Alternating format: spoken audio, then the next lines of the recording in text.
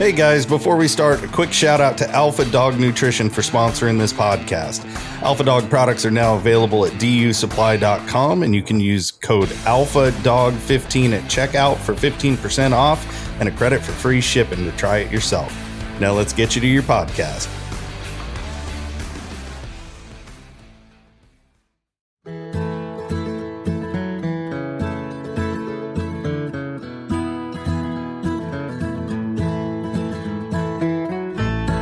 Hey guys, on this episode of Free Castin, we're bringing on the people that make the Great American Hound Puppy Giveaway possible.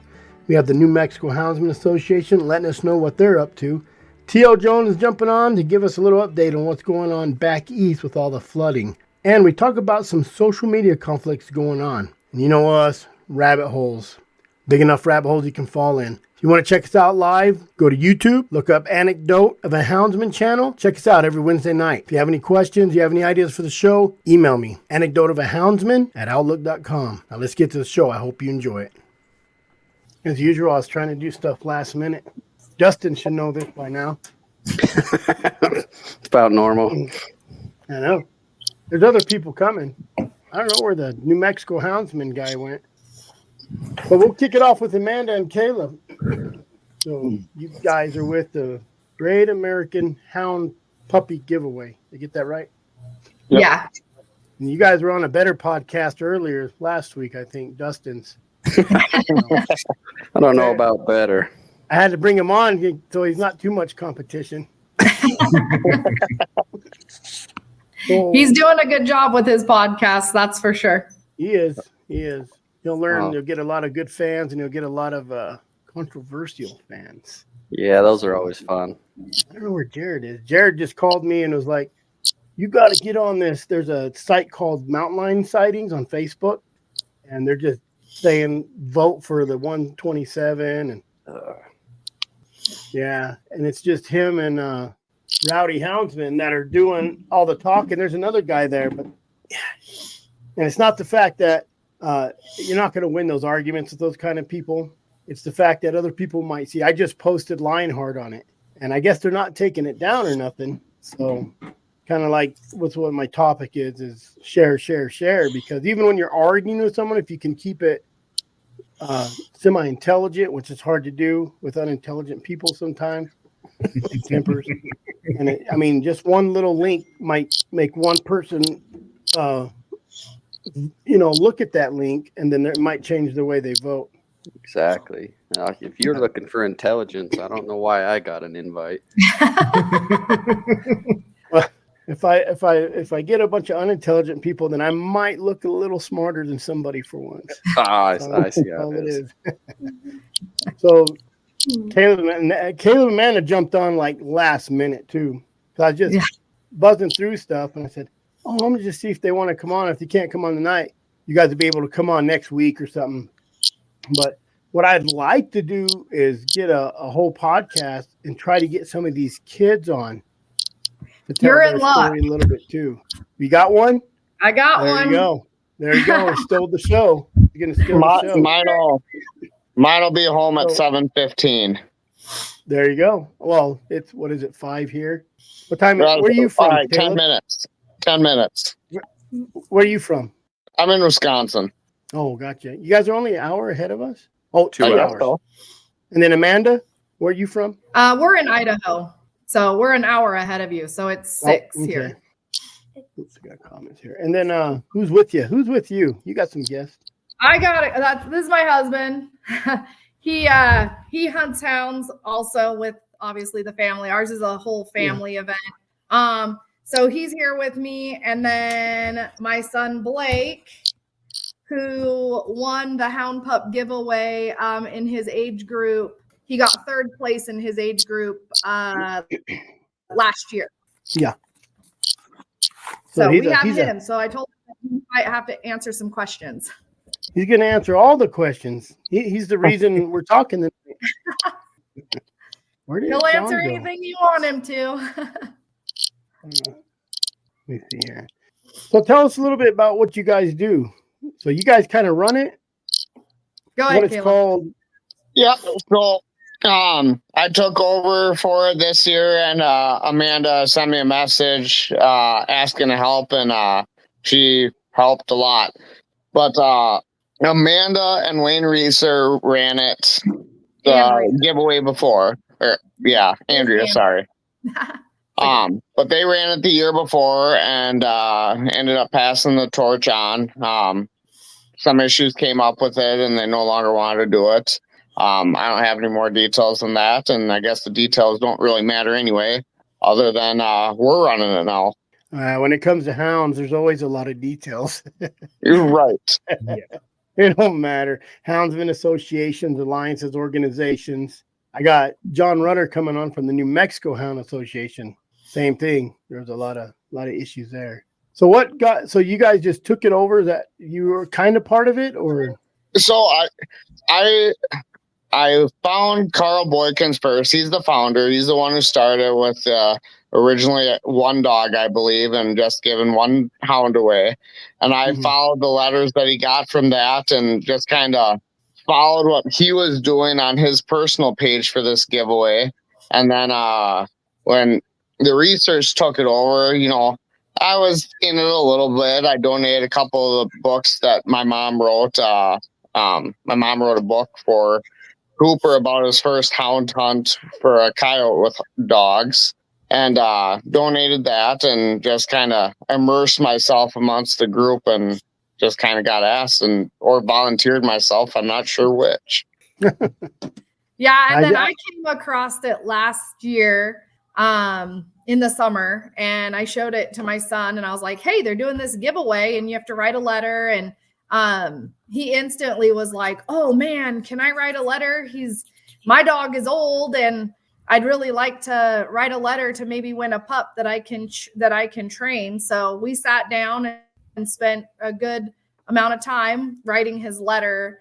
And then we followed it, of course, and then he won in his age group and was super excited. And we got to actually meet with the guy, Nick, who donated his puppy because he's real close to our house. And so we were able to drive an hour, go pick up his puppy. And it was just awesome to see the donor and how excited they were to donate the puppy, how excited my son was to get the puppy. And then he did actually train his puppy from the ground up. And his dog now runs bears, and we're going to put him on lions this winter. So you're teaching them young to be broke. Yes. Yeah. If he's broke, he can't get into bad things, right? That is a fact. That is a fact. Ignore the girlfriend, buy another dog. Yeah. Yep. Exactly. Blake, how important is wildlife conservation? I'm willing to bet that even the kid knows the answer.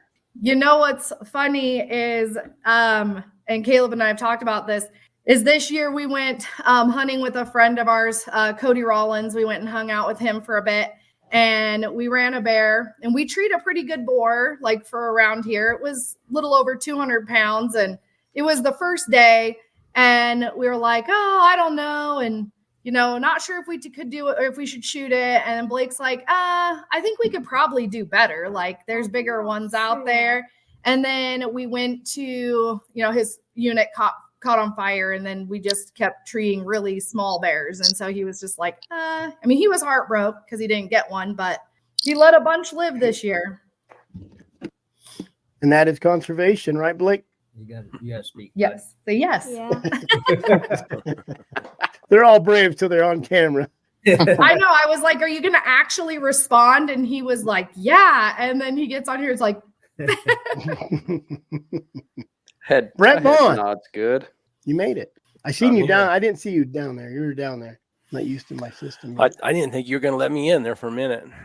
It was a hard to get. I was playing hard to get. So I was in. Benny's not coming on. So anybody expecting Benny, because he's house shopping, land shopping. So is he in Arizona then? No, I think he just got back home. Oh. So I said, we will do nothing but talk crap about you. And he said, just let him know I guarantee that. So as long as he guarantees it. All right. Yeah. So how big you guys, this got big quick. Yeah, it's next year is going to be, we're assuming it's going to be pretty overwhelming.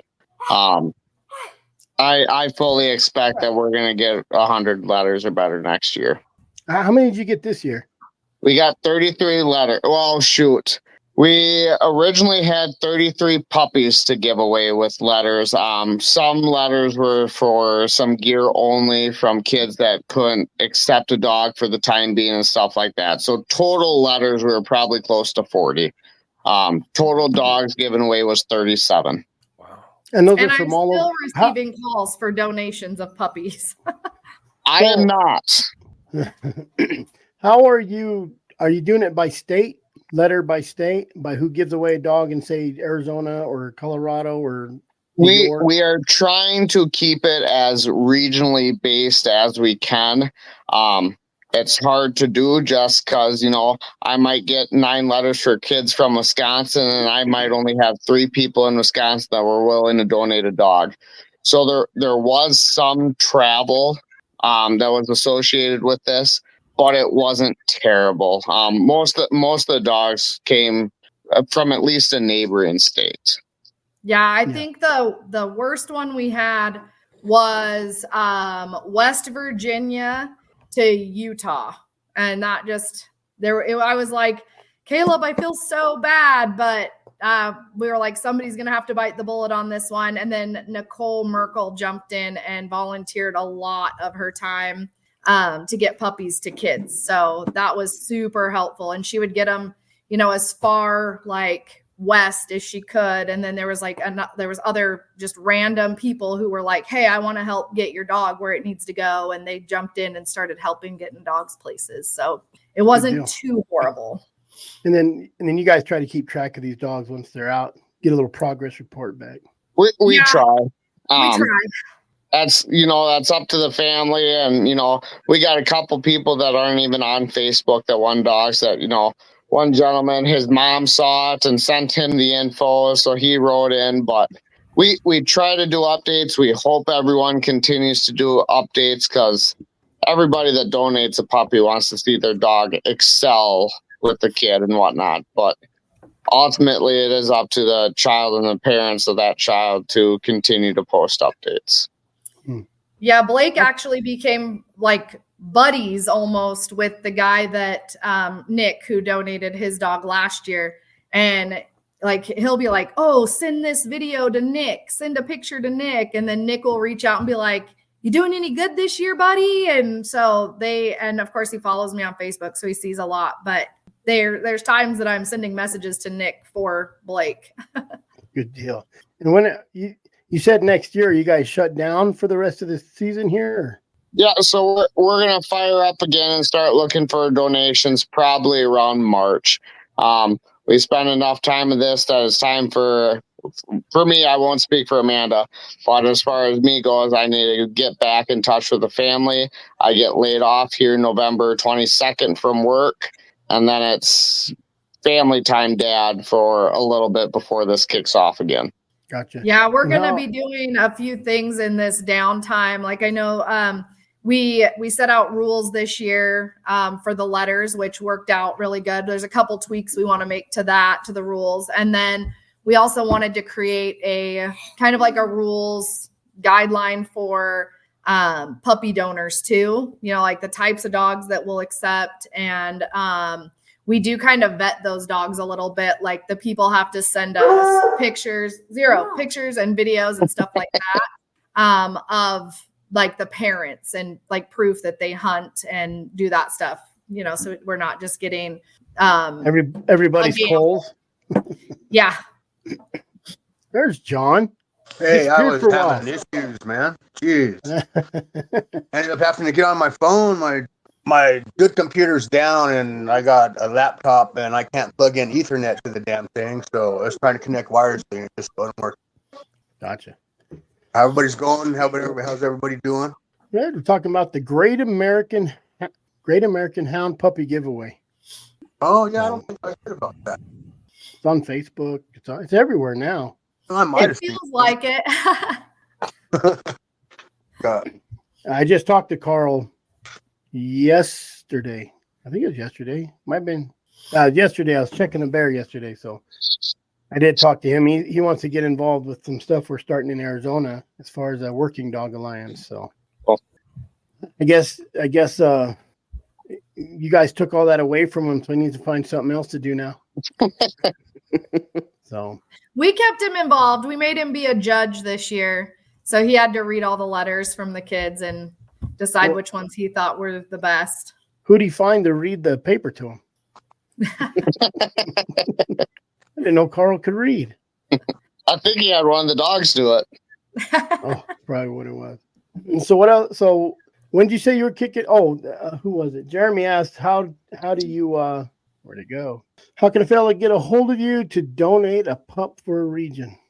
Find us on the Facebook page. I don't know if you have the ability to post a link in the comments. I'm not that tech savvy, but we're on Facebook, and you could send either myself a message or Amanda. Yeah, it's as easy as that. We kind of have it broken down. If you're from like Montana, Utah, Arizona, Texas, those areas all the way to California, I cover those areas. Caleb does the middle of the country. And then we have Stephanie who's covering the East Coast right now. So you're in the West? You're the West Coast? I'm West, yeah. Since I'm in Idaho, it's just kind of regional you're around like there. The West area, you said? Yeah. Got to give him a minute. He types with one finger. Hot and peck. There ain't nothing wrong with that. That's how I do. type. I don't know how to read either. I got to if I do can voice figure this text or else I don't spell it right. Man, Dustin, you and Blake are one and the same. He does the same thing. I don't know how to read. There we go. I think I did it right. And we won't I don't know accept if you can click on the puppy link, though. donations till in the spring. Right. We prefer the puppies to be a bit younger. This year we did have some people hold dogs. They reached out to me early and said they wanted to donate. And so they ended up holding dogs till September. And in doing that, they did get those puppies started for the kids. But this next year, we're going to hope to get them a little bit younger, like 6 months and under by September. You have to copy and paste, put it in the. It's No, not. I did on link. I copy and paste the link, but I don't think it's. Yeah, it's not It clickable, comes but you through. can put it in your whatever they call that bar up there, and it'll take you right to it. Yeah. Come Let's go on, to do the Facebook. Look up the thing. Great American Hound Puppy giveaway. Well, heck, what else we got from you guys? Anything else coming up? Just waiting on the season to start then for the. So I'm working on turning this into a 501c3 nonprofit organization so we can start going to businesses to actually put in some better requests for monetary donations and stuff like that actually gives some of these businesses and people a tax break too. Shipping costs are tremendous. Transportation costs. Our goal is to be able to cover the transportation fees to get these dogs to their kids. That way it's not on the parents to try to figure it out. And it's not all just hoping and praying that we find another awesome dog hauler to haul these pups to. So that's the hope and goal for next year. There's no reason it shouldn't happen over this winter. Yeah, it was amazing, though, to see the businesses like Dogs Are Treed, Cold Strike, Conkeys, I think Wolfie Collars. Like there was a bunch of companies that donated lots of different things between different like hoodies for the kids, T-shirts for the kids, the like leashes, collars, dog bowls. Cold Strike offered and paid all the shipping, which was amazing because, like Caleb said, it got really crazy expensive really fast, which came from Caleb at this point in time. Yeah. W and Full Cry Magazine also donate a lot. Every kid who sent to the letter is getting a year's subscription of Full Cry Magazine. And I think that came from the California Houndsmn Association. They're the ones paying for that. Full Cry and California Houndsmen split the cost of it. Yep. That was awesome. And that's how you do it, right? They've done that 2 years in a row now. Mm-hmm. Really? Yep. It's crazy it's been going on that long. I feel like it just started. No, this is the third year. Yes. Dang. So, and we've just increased over time. The first year, like it was like one puppy, and then he just did 2 drawings in 1 year. So he ended up giving away, I think, 3 puppies. And then last year under Andrea and her husband, they did like 22, sounds right to me. And then this year, Caleb and I ended up placing 37. Wow. So Brett, we're like Brett ought to have I never Brett ought heard to of have it. a couple litters going on after that I- crazy night. I've never heard of it. Really? It's a pretty cool deal, Brett. Keeping kids involved and just growing the sport. And Yeah, it It's sounds just like a really good really deal. All about. Yeah, I think that's the biggest thing for Caleb and I is getting the kids out and getting them hunting and getting kids in the forest, because ultimately you need kids to fall in love with the sport and carry on. I think that's the problem. They're falling in love with their phones and doing Their other Xbox. things. exactly. Blake, are you in love I- with your phone? I think a lot of it also stems from parents and grandparents not putting the effort into. I think it's pretty easy to blame the technology and the phones in their hands or the video games and stuff like that. But if you're not making a point to make this exciting for a kid, why is a kid going to choose to do that or want to do that on their own when instant gratification with playing with the phone is in their hands always? I think as adults, we need to take the next step to focus on giving the kids a why outside is so great. Very true. A lot of parenting skills have been lost in the outdoors, and more of it needs to be established with today's. I'm glad. I'm lucky. Both my sons are avid hunters. The dog, everything. Blake, what was your favorite thing about the Hound Pup giveaway when you entered for Diesel? How many other kids were doing it? It was- against us. It was fun to see all the other kids doing it. What's your favorite thing after you won Diesel and we picked him up? What is some of the stuff that you had to do with him to get him to where he is today? I feel like the funnest thing was training him up to start running bears and mountain lions. Did you do drags with him outside? Mm-hmm. You did lots of drags with Diesel, didn't you? Yeah. And did you catch raccoons? Yeah. You went out and trapped raccoons? Mm-hmm. Here's a pup. Oh, look at that pup. He's climbing on my desk. What a pup. You Trying got to a get him puppy in right the out. house, don't you? You're welcome. He keeps making noise. Well, there's 3 dogs in here. I got this Has pup. you seen red fern grows? Oh, yeah. What's your favorite thing about bear hunting with your family? Probably how much fun it is to watch all the dogs go and trees. Do you like hiking in the forest? Yeah. With my kids, it's all the soda and crap they can eat because they don't get to eat it at home. But I took mine. I just got my boys just got bears this week, and I took them on some bad walks, some good walks, and you had to hold that 45 long Colt, and it ain't a light gun, So, but he had a good time. They had a good time. They both got bears. So I've had my kids in some nasty, nasty stuff. oh yeah. Blake, have you been in Yeah. some nasty stuff hiking? Yeah, Blake's been on some 5-6 hour bear walks, Those are good Yes. ones. walking behind the dogs, trying to get more dogs in on top of them. And he's like, "Dad, I'm tired." I'm like, "Well, we gotta keep going, bud." He's like, "Okay."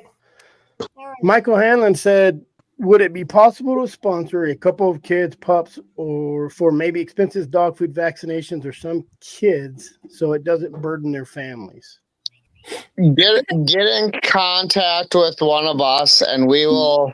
It might not be right away that we utilize you, but sooner or later there will be a family that would greatly benefit from that offer. Blake just whispered, he could sponsor me. I got a couple kids you can sponsor too. Yeah. I got a few. Oh boy, just a gas card would do me good, You're right. man. So what, Blake? How old's your dog now? 1. Yeah. How long have you had him? 1 year. 1 year. Oh wow. And you've had him on bears yet?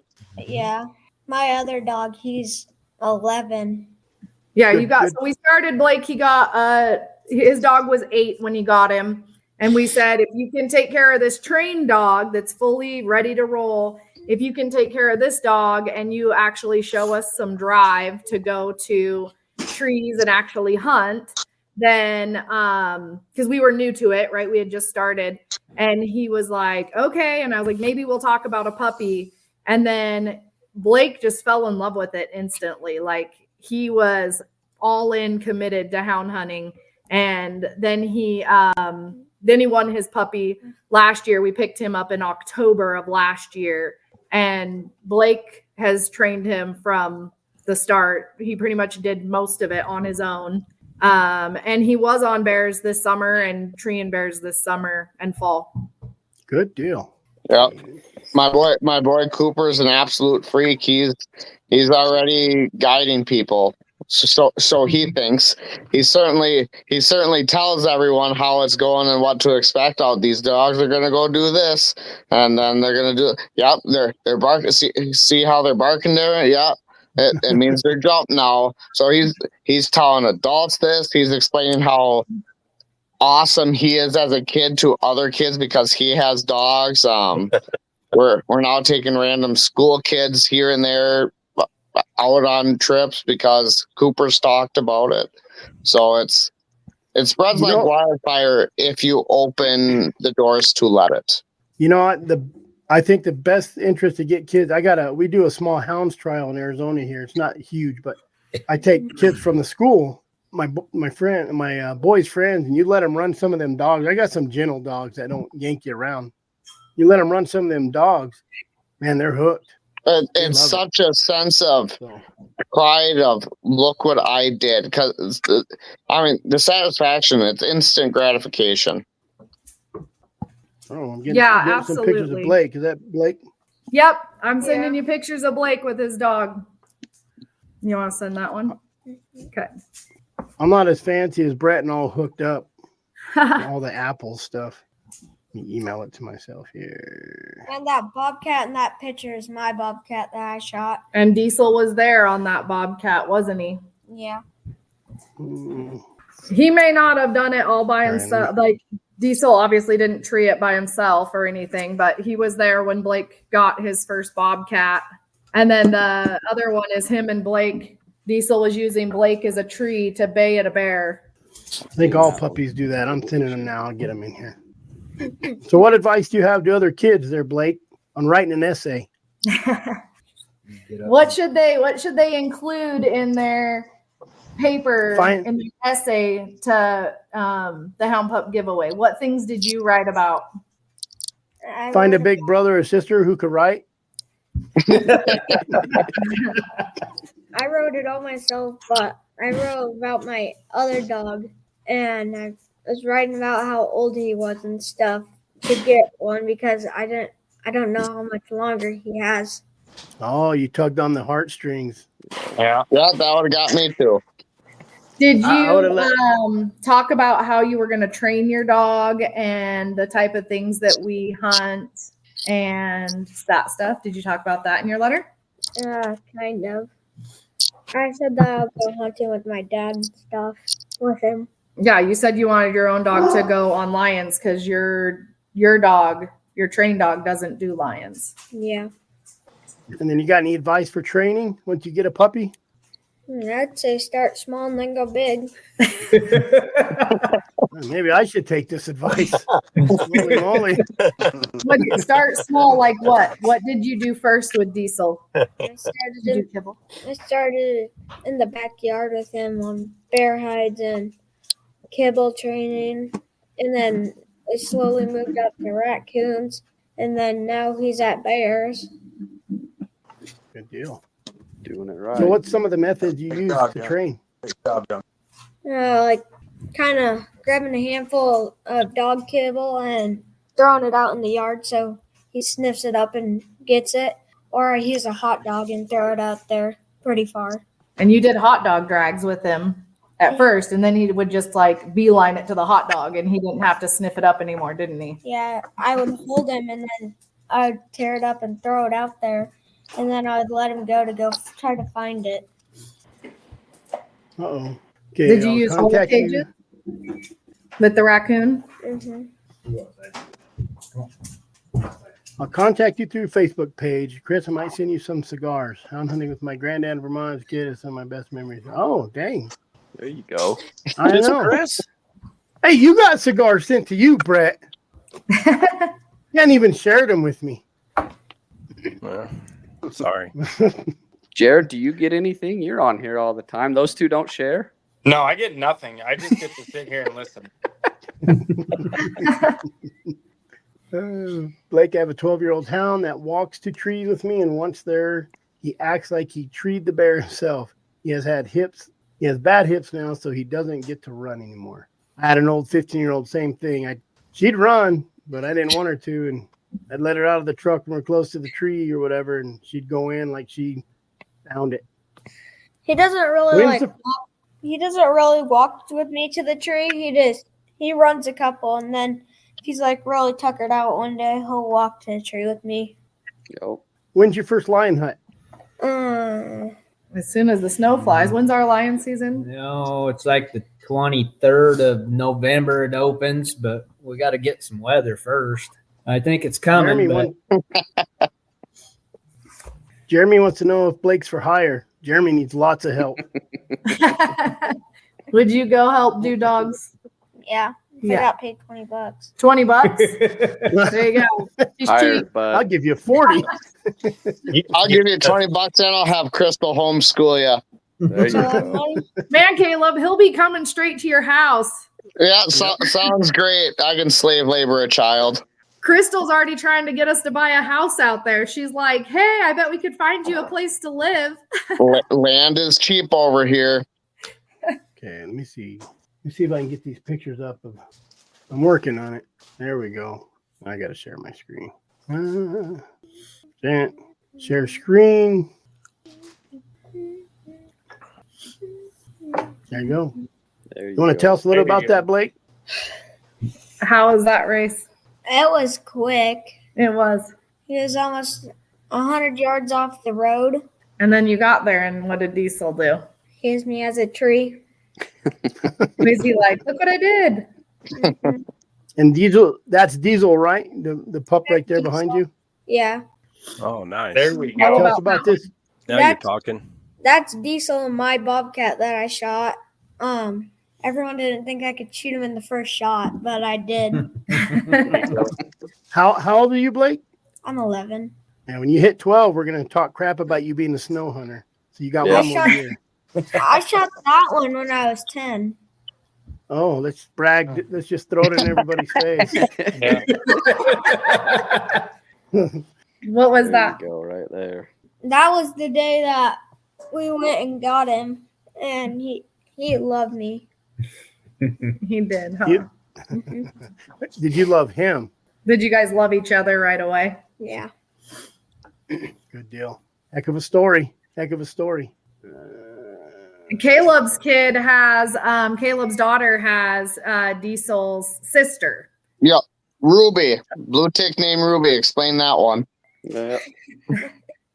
How's that one doing? She's doing good. Not coming along as quickly as Blake's, but she's doing good. She's been on a couple trees now. She's seen a cat and barked at some bobcats. She's barked at some coons, so she's getting it. She's just a little slower in the game. Good deal. So she'll be a good dog. We all have that slow dog though, right? Like one of my best dogs took 1.5 years. Yeah, no, she's doing it. She needs the confidence because the other dogs are so much faster than her with what I got. So she don't quite like to venture out on her own, but she's getting there. She's improving every time. Good. Good deal. Well, Blake, I'm glad you came on. You guys, I appreciate it.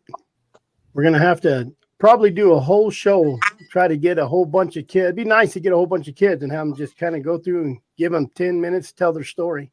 Be a good time. So, and then to reach you guys, Facebook, right? Yep, that's the best.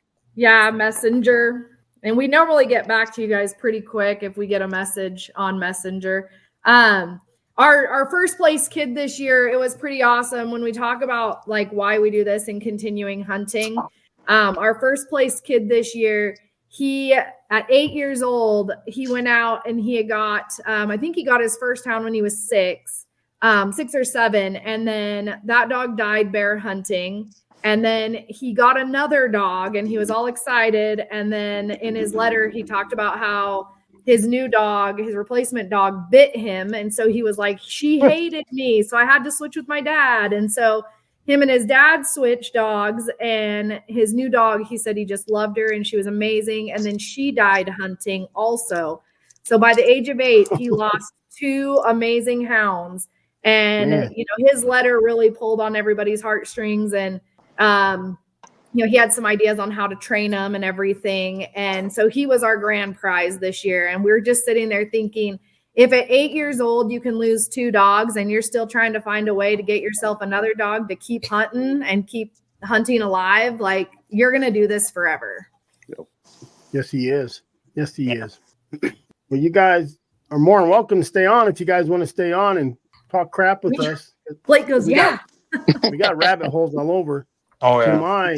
Below me, so we got John Rutter from New Mexico Hound Association, and we got TL Jones, which is below me, who's going to throw us some information about what's going on back east with all the devastation.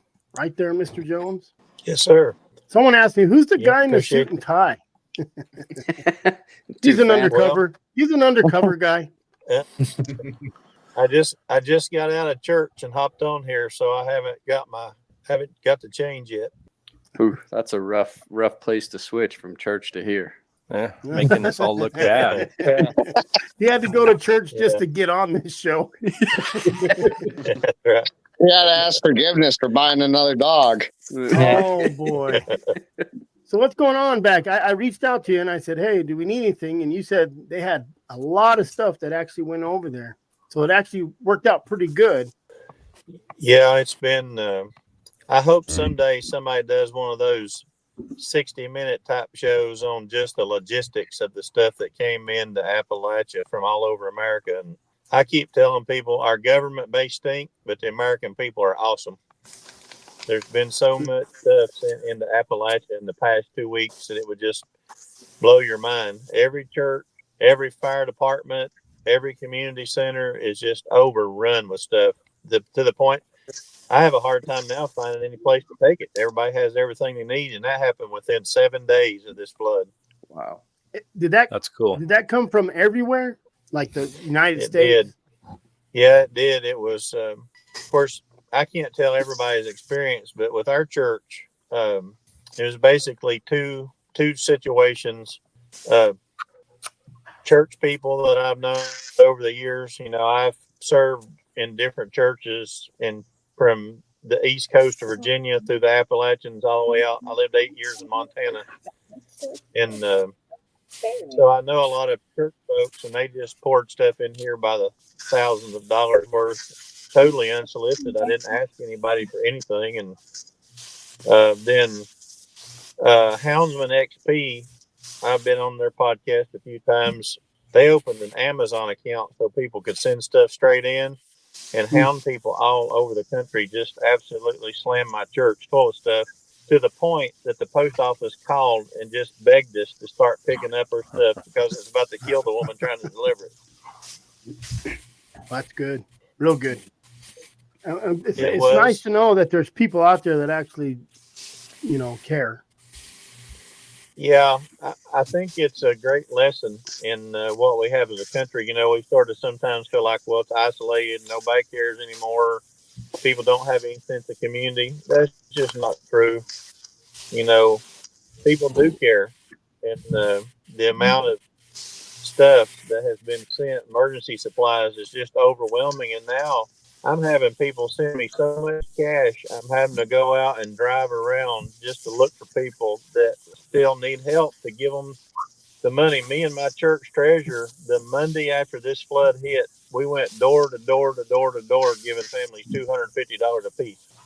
And that's cool. I'm not going to go into all the details because that's not important, but the amount of money that was sent out was insane. And then a houndsman was listening to Steve Fielder's podcast, which I guess is sponsored by W. No, I say houndsman. He's a cur guy from Alabama. Heard that and Oh, went one and of talked them to his guys. church. And he called me Sunday night, and they sent $25,000 just from one church.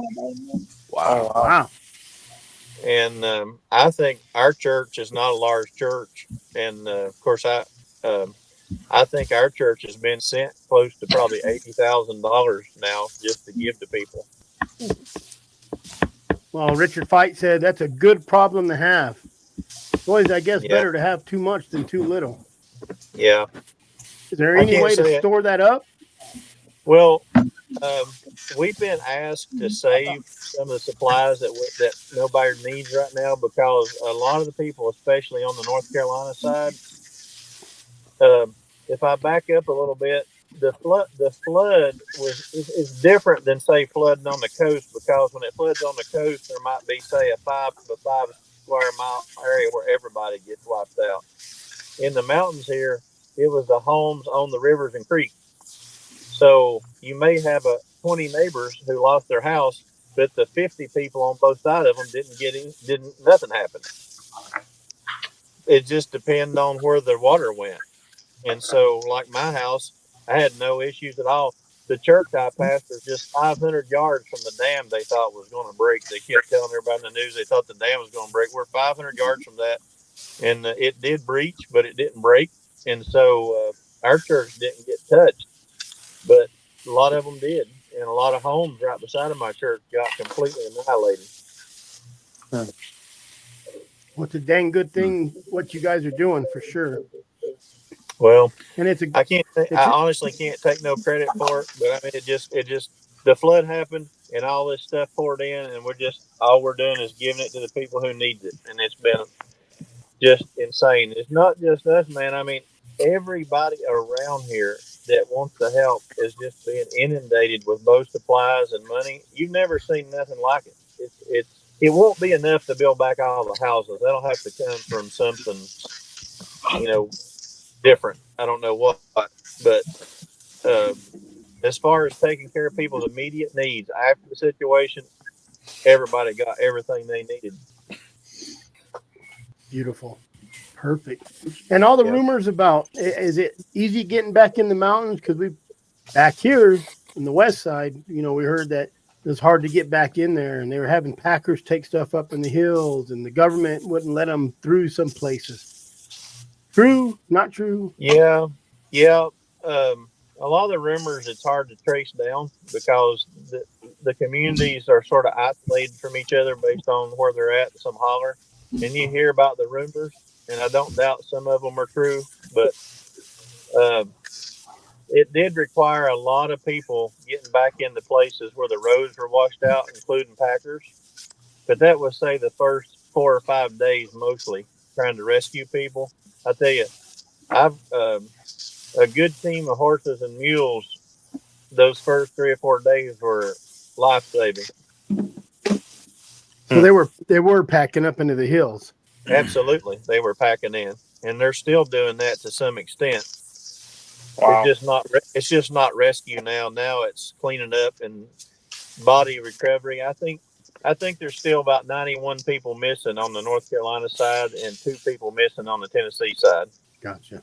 So what are you guys doing now? Just kind of holding steady and waiting to see if anybody needs any help? And yeah, everybody's been cleaning up, the mud that come in off the river in some of these houses. The water was up to the second story on a lot of these houses, and the ones that didn't float down the river, had mud in them, knee deep. So they've been shoveling that out by hand, and a lot of heavy equipment's been brought in here. I mean, I'm not going to go negative on this deal. I purposely don't do that because I don't want to be the face that makes some government official mad that doesn't help one of my neighbors. And you know how that works. They just need a sound bite to use to make some crap mad. But I will tell you, the federal government in the initial process failed this operation, but the American people saved it. Perfect. Well, I've asked if there's anything we can do, and you said you were looking for maybe a single out a person and put all your efforts towards him, but it looks like everybody was covered. You hadn't found nobody. It was weird that the day you sent me that message on the inbox, I don't get a call or a message from somebody from Arizona every day. And so I was in town and I went by Harbor Freight, which, do you have Harbor Freight in Arizona? Do you know what I'm talking about? Oh, yeah. Heck yeah, we do. Okay. So I go down to Harbor Freight and I went back to the generators, and this guy walked in and stood beside of me, and I just got finished communicating with you. I could tell he was a nervous wreck. He was really looking those generators over, and finally he just real nervously told me, he said, man, he said, we just moved here. He said, we just got here from Arizona. And I thought, well, that's interesting. I talked to 2 people from Arizona, and I never talked to nobody from Arizona. And so we talked for a few minutes, and he said, we bought a house on the river, and he said, my dad lived downstairs, we lived upstairs, and it washed everything he owned away. And now we're trying to clean up. And I said, well, I'll tell you what, I said, you text me right now while we're standing here, your name and address, and I'll get you some help from the church. And I was going to send him a check for $250, just like we were doing everybody else, to try to spread it out. And which doesn't sound like a lot, but if you have nothing, it's a lot. And so we were standing there, and I said, no, what you're interested in these generators here? He said, well, we've gutted the house and the sheetrock's off, and the studs need to be dried out. And he said, I need something that will run some fans so I can get this dried out. So I said, well, I'll tell you what. I said, you pick out which generator you want and push it up front, and I'll pay for it. So Did he believe you? Huh? Did he believe you at first? I think it's catching him off guard about how many people are willing to help him as a total stranger that just moved here. And he told me, he really couldn't believe all the people that came to his rescue and have helped him. And of course, just a total stranger paying for his generator to use. And I just, but my church is functioning this way during this thing. I've been given the liberty with a couple of deacons and our businessman just to make the decisions on the fly, because when people need help, they can't wait for a church to have a meeting 2 weeks from now. Yeah. So we're just keeping track of all of it and letting the church know where it's going. And another bear hunter put on Facebook 2 days ago that their church got wiped. And I saw that because we had, we're friends as bear hunters. And I went and told my deacons and businessman tonight about their church getting wiped. They just wrote them a check for $5,000 to mail them tomorrow. Wow. And so the combination of the churches and the Hound people has been an amazing combination. But see, that's been my whole life. My whole life has been either church or hound hunting. So those are my people on both sides, Mm-hmm. And the people that I was always with, either houndsmen or church people, all came to my rescue, and I will always be grateful for them. Good deal, man. We appreciate you helping. Appreciate you coming on, telling us about it. I think a real life update sometimes is better than reading it on Instagram or Facebook. Absolutely. Yeah. A lot of stuff you hear right now is all negative. So yes, about what's going on over there. There's plenty of negative, and there'll be time to tell those stories about FEMA and stuff. It's not the time now to cuss the government when your neighbor needs them. Yeah. Yeah. We'll cuss the government in a couple years from now. when they're out of there trying to give you a $750 loan. Yeah. Well, you're talking about very self-reliant people in these mountains here. They're not out looking for help, but this time they had to have it. Yep. Good deal. Good deal. I pastored 8 years in Montana, and so I got along real well out west and love it out there, and have a lot of friends still, out west. And I've hunted with people from different states, Idaho, and we got a buddy that comes from New Mexico and bear hunts here with us and stuff. And the people in the Appalachian Mountains and the people in the Rocky Mountains, I'm talking about the natives, not the move-ins, from different places that are real liberal. But the Appalachian people and the Rocky Mountain people are very similar type people. Good deal. Yeah. Well, I appreciate you taking some time. Probably should let you get home. It's 9:00 there, ain't it? Yep. Thanks for letting me on. Appreciate you Hey, guys. no problem. If you got any other updates, let us know. And if there's anything you need us to announce, or we ain't the biggest podcast, but we are the coolest, and we do get I think more views than a lot of them. So no, I watch you guys from time to time, and I watch Brett's videos on YouTube. I always enjoy those. So y'all have a good night. Appreciate you having me on. Yeah. Thank you, Mr. Jones. See y'all. All right. That's a good deal.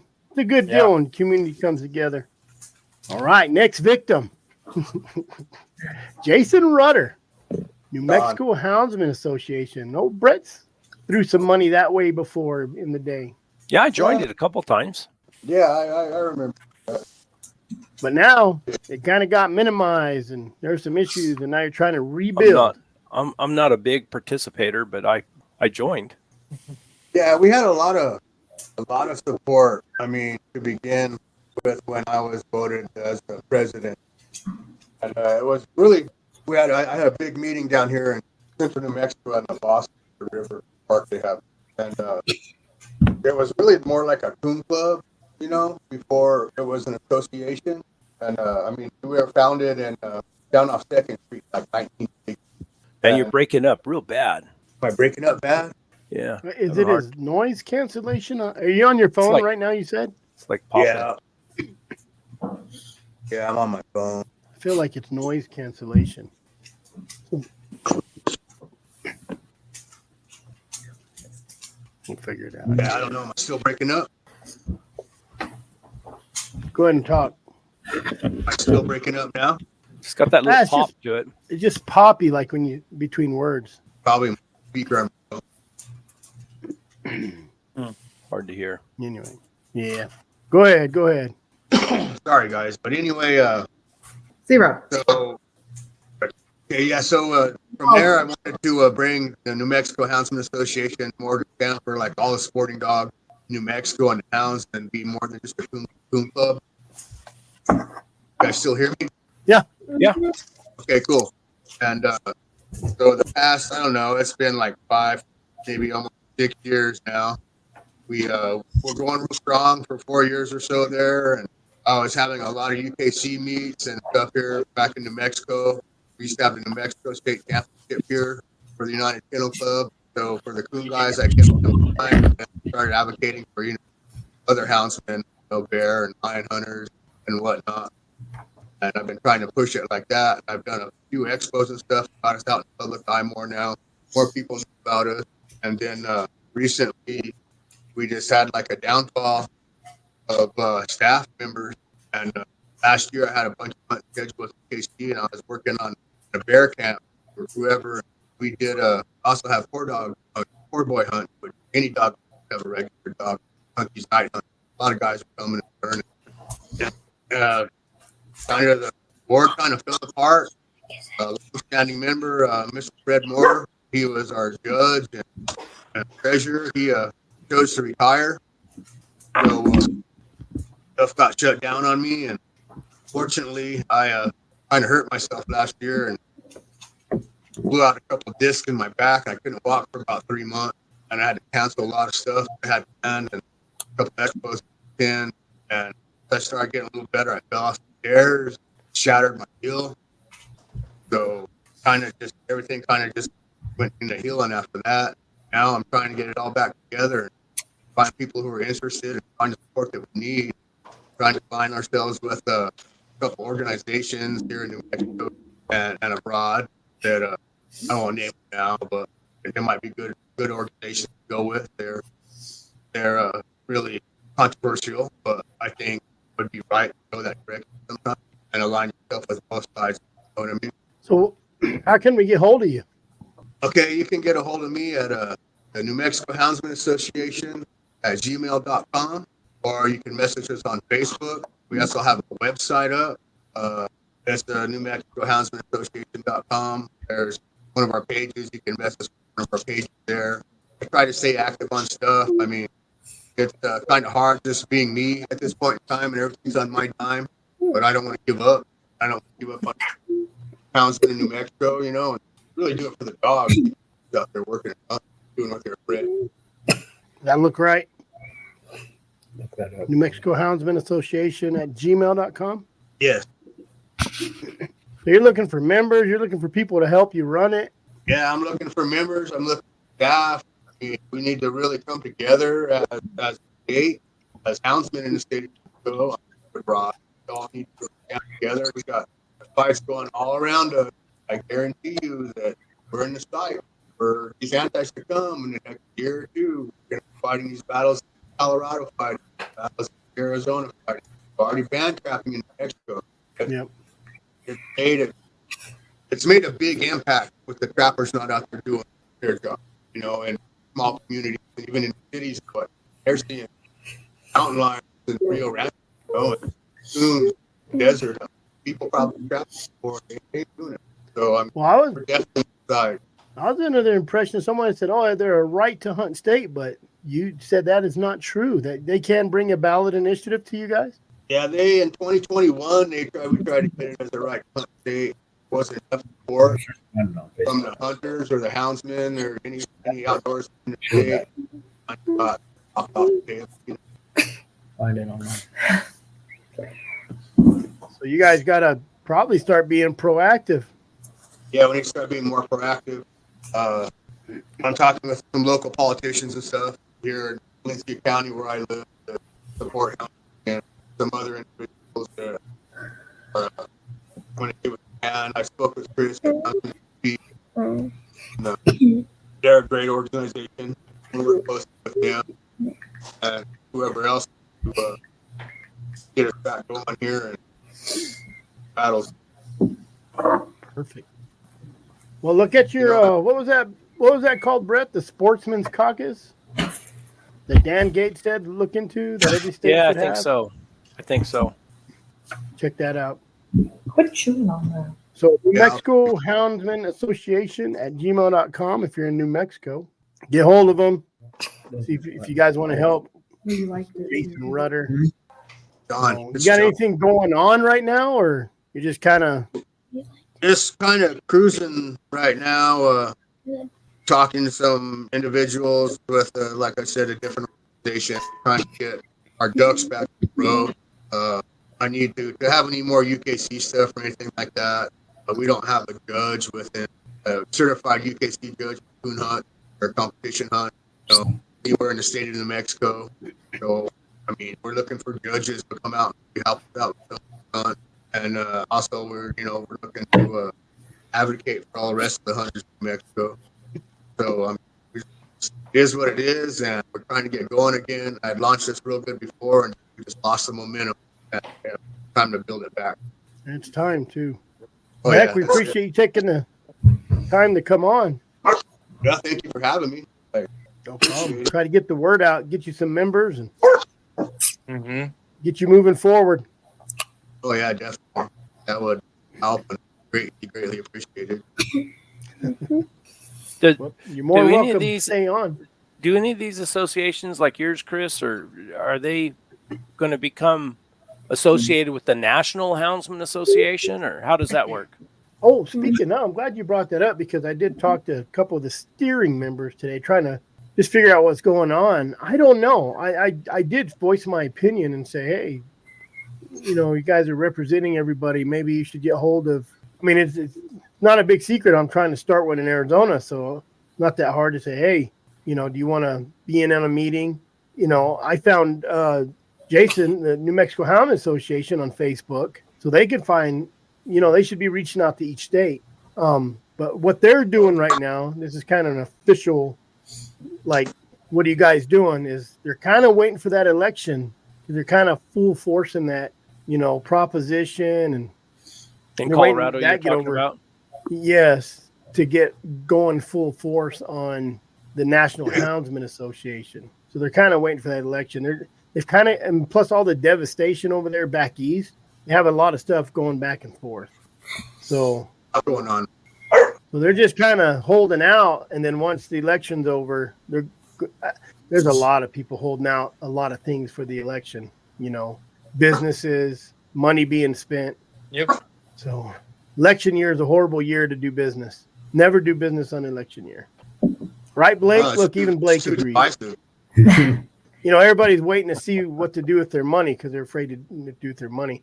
But they've kind of just stepped back for a second on that Houndsman Alliance, National Houndsman Alliance, helping people over there and back east and going full force on the Proposition 127, which is a great segue for Jared, who called yelling at me earlier saying, you guys got to get on this page. And it's a Facebook page. Yeah. And it's called mountain lion sightings. Yeah, mountain lion sightings. You know, it's just let me go here. Take it away, Jared. Tell them what's going on. So there's some Colorado anti-hunters on there saying yes to proposition this and that, to Proposition 127, and they're all like, it's sponsored by the Wildlife commissioners and this, and I'm like, and then what happened today, like this happening on that page, and then what happened today is 200 wildlife employees came out and were totally against it. And you gotta go on that page and just rebuttal against those people. You're not going to change their mind, but people are going to read those comments, and the people that are neutral are going to read those comments and go one way or the other. So you're going to have to be clean, be decent to everyone, but really hard to stay on topic. Yeah, Brett's definitely not allowed on that. Well, that's what I was telling Jared today. You know, like I posted that earlier. Vote yes on Colorado Proposition 127. And there's Jared over there. Is it just called Mountain Lion Sightings? Yes. Yep. 52,000 members. What I said. Yeah, and you're not going to win. You know you're not going to win these arguments, but every time you post a link, and Jared said they're not taking these stuff down, which they haven't yet. No, people post dead lions on there. Like, hey, look what I just got. Like, they do post lion hunting on this site, which is, not terrible. I'm not against it at all. But then they also post this type of stuff. So it's a very neutral it's a very neutral page to be a part of. How for Wildlife? Oh, that was Jared Fisher. Yeah. Oh, dude, I lit it up today. With that 127, that set me on fire today. And then there's that lady from El Dorado Small percent of our public. This one right here, small percent of our public, the lions are actually on their way to going extinct in my area in the next 50 years from development alone. So I commented with that lady and talked to her for a little bit. And she said, I rather would see a lion get hit by a car and die than ran with hounds. Wow, these comments are something, aren't they? You on there, Brett? Yeah, I just got. Oh yeah, there. Anybody who wants to see both sides of the story, this is a good one. Obviously, there's probably going to be more towards, but there are some middle people there. There's a lot of hunters on here, right, Jared? Yeah, there's a lot of hunters on there. Robert Chase, he just blew that page up. So shout out to him. He posted some stuff. He commented, like, way to go. Yep. And look, there's a Riffy wolf. You have to be. They'll try to bait you into a BS argument. Like, there's the one lady that's pro 127. She asked me 4 different times. Was it? No, that's not her. If you scroll up to yes 127, her name's something, I don't know, but her profile picture is vote yes on 127. But she tried baiting me into an emotional argument by asking me 4 different times if I've ever killed a mountain lion. And you just ignore that question and answer it with another question of, why are 200 wildlife employees saying vote no against it? Because they do not have an answer for that. Well, I know. Wow, I never thought of that. She says that we're often aided by drones. Yeah. And she sent me a 4-page comment on stuff, and I was just copied and pasted off of one of Mountain Lion Foundation's pages. They're really New Mexico Houndsmn Association. Oh yeah, they just don't listen. Yeah. Oh, he's out. But that's okay as long as you're proving that person wrong, and a neutral person reads your comments. That's all it does. That's all you have to do to maybe change someone's mind that lives in Colorado. Mm-hmm. That's what I'm saying. Like, we've been educate. That's all we have to do. Yep. Even a argument with a link, someone's going to see it. Someone's going to look at it. But they are tough to argue with. And I always said sharing, share, education. Yeah. You know, I was in an argument today again with another gal on it. I didn't really have to work today. I just sat in the loader. So like Benny. Sounds like a Benny job. So I was just sitting on there arguing all day. And this one lady, I asked, she's totally against hounds for everything. And she said, we don't need to use hounds for wildlife studies or hunting. Animals get hurt, this and that. You know, they could strain on the animals, harassment, all that. And I just asked her politely, I just asked, what do you think we should do for mountain lion studies then? And she said, we need to stop all mountain lion and wildlife studies. We already know enough. That's crazy. Yeah, that don't make no sense. No, I don't have the temperament for that. No, it doesn't. But you're not arguing with that lady. You got to remember that she's an idiot. Yeah. Oh, I know. I just don't have the temperament to put up with fools. Yeah. And then so you make her look stupid, and then a neutral person will agree with you. No, I agree. That's the only reason I'm doing it, is just because, like you said, there's it's like showing their character. Yeah. You're trying, you know, I started Arizona Houndsman on Facebook, and I've had people literally text me like, this guy's a jerk. You need to kick him off. He's a thief. And I'm all, what does it matter if he gets on and makes his character look like an idiot? That's his business. You know, the more you let him get on there and talk trash, the more you're going to see his character, period. Yeah. He's going to dig himself into a hole. Yep. It looked like that lady just kind of kept repeating the same talking points. Yeah, she had. Well, they only have a few talking points. Yeah, they only have a few talking points, and it's their personal beliefs. They do have biologists that are doing studies for them, but these biologists that are doing the studies for them is the biologist that also wrote Path of the Puma, which is an anti-hunting lion book. And to me, he's not a biologist; he's an author, and that's how he makes his money, is by selling books. He's not a paid state-appointed wildlife biologist. But to these people, he does have a title that says PhD in biology. You know, so that's where they come in and say, no, we're science-based, this and that. And it's just, they don't understand. Like, another argument was the mule deer, like across the West, the mule deer population's been on a decline since the 90s. Yeah. And the mountain lion harvests have been up since the 90s. So they're all saying we're killing too many mountain lions. It's not fixing the deer population. And we're not killing mountain lions just to fix the deer population. The deer population is from a handful of things. The coyote population has exploded. The bear population, you know, bears, how many fawns do bears kill each spring? Yep. That's what our problem is down here, is the bears. It really is. And bears and coyotes. Those are talking points that they're using against us, is the kill quotas are been on an incline, but the mule deer population is still on a decline. Yeah. So we're killing more lions? Are we killing more lions? Nevada is killing way more lions and they're still declining in so Nevada, I think in Nevada in the 80s they were only killing 100 lions a year. And there was roughly 160,000 mule deer in Nevada in the 80s. They just did a study in Nevada, and there's only 62,000 mule deer in Nevada right now, and they're averaging 146 lions a year. Now, is that because of tag limitations, or that's just all that's being killed? That's everything that's being killed. Because you're allowed 2 lions a year in Nevada. Yeah. And they're still only killing 150. Yeah. Well, there's not a big population of mountain lions in Nevada. Nevada is not the promised land for lion hunting. I mean, the Mustangs have decimated the mule deer herd. I have ran and caught more lions off dead Mustang colts than I ever have a mule deer. And then also those Mustangs are eating everything in the house. Well, you want to catch lions in the summer? Chase the Mustangs on the springs and those high country, because them Mustangs will sit on a spring until it's gone, and they will run a deer, everything out of it. That water's there until it's gone. So the mule deer just get stomped if they try going into that water source. I mean, you'll walk into a high country spring that the Mustangs have found, and shoot, it looks like 300 head of cows have been standing in it for 2 days. That's crazy. But the lions are getting blamed for it.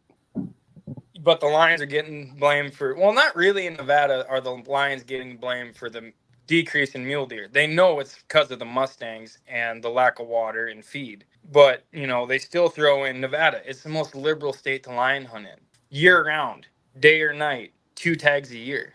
I mean, the state's doing everything they can with their hands tied behind their back on the Mustangs. Well, those animal activists are just as bad for the Mustangs. Yeah. Just like that lady, I'd rather see them get hit by a car. They'd rather see a Mustang starve than you go out and shoot them. Yeah, absolutely. They don't understand. It's crazy. They think Mother Nature doing Mother Nature things is an animal going underneath a shade tree and dying in its sleep. And like my wife just yelled at me, they think the wild's Disneyland. Everything's a Disney movie. Well, even Disney had the wetback hound. Yeah, that's true. That was just a few years ago. Yeah. What do you do about it, Jared? What do you do about it besides, get on the internet and try to be polite, which is hard to do. It is very hard to do with knuckleheads. Mm-hmm. The big thing is like that Great American Hound Pup giveaway. That is perfect because now he's going to go to school and he's going to show his friends what he gets to do on the weekends. Yep. And then that's going to get shown to other kids. Yeah, Blake goes to school. Blake goes to school and tells all his buddies, "Hey, we caught 7 bears this weekend. Oh, I want to go bear hunting with you guys. I want to go see the dogs run. I want to do this. I want to do that." I really enjoy being with Amanda and doing the Great Pup giveaway because I like seeing how the kids react when they get their dogs and see it through the Facebook page and stuff and see pictures of them. It's really cool. That's how we're going to have to keep hound hunting going, I think. It is. We're going to have to go to schools and, we just did a parking lot for a public library in Tucson down here. Excuse me.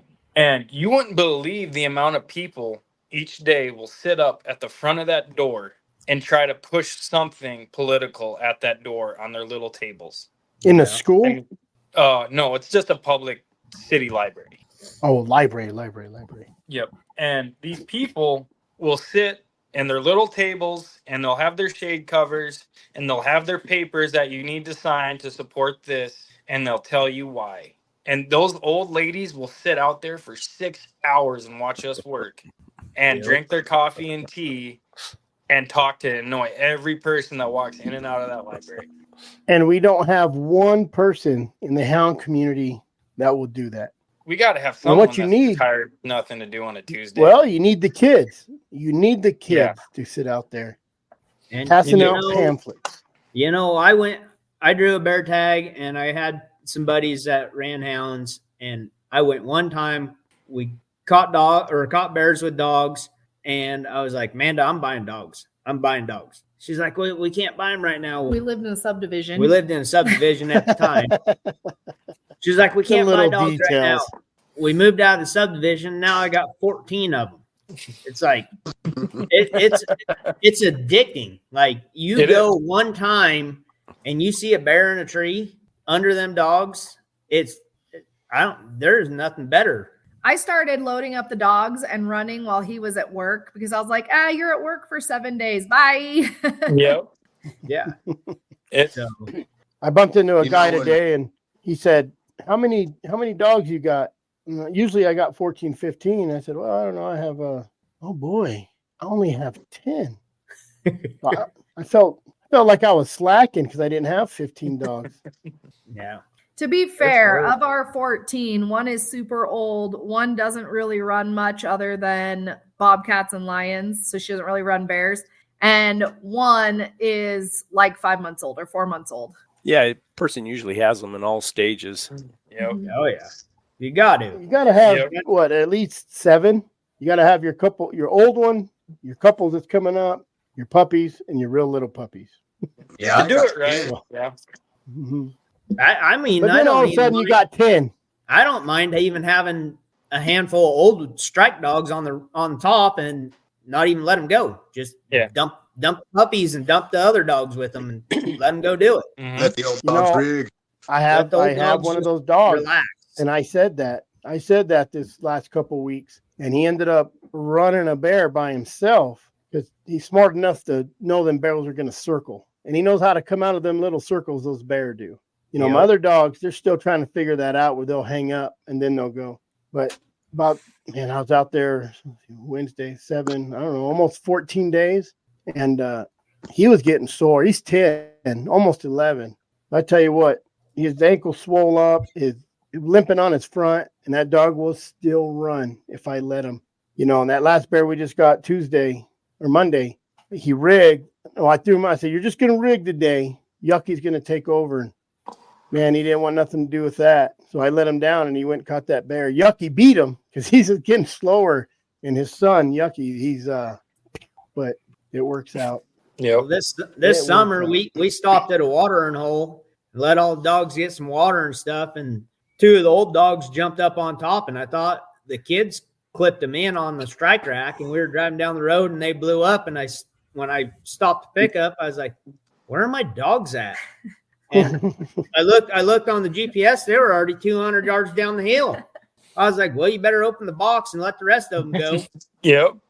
So no, them old dogs are fun to have, but I like having puppies around too. Yeah, I got some video actually. I got some video from this weekend. Better play it. Everybody's jumping off here. Let me see. Let me share my screen. It takes me so long to do this because I don't know how to do it. There we go. One of my dogs. That's Ben. He does good. Except in August, he ran back to the truck. Get rid of him. See what I got. Some videos. I don't think I got enough. Oh, there we go. Oh, do you like it? No sound. You didn't hear it? I can hear it No on my sound. side. No. There's Stinker. You drove the truck to the tree? I don't know why I don't have sound. They got No, the truck? we were Right? on a road by the tree. Oh. Blake goes, "Man, they got really flat ground." All my bears were off the some area. You mean the bear That's my tree one that boy's, close to the road? I had my one bear was about 20 yards off the road, and the second one was 50, and the other one was about 100. Lucky. I got lucky. Tough. That's tough hiking there. That's the one. All of ours were in a crap hole. So I took this picture. You know, on all the Facebook bear pages, they set those people real like far a true. back. Sounds like So I a set true my boy houndsman. real far back. That right there. Look how big that bear was. It was that big, but then he grew. That's an outfit. That's a guide shot. Yep. Oh, Stinker. That's my wife on this side over here, and Stinker won't let her sit next to me.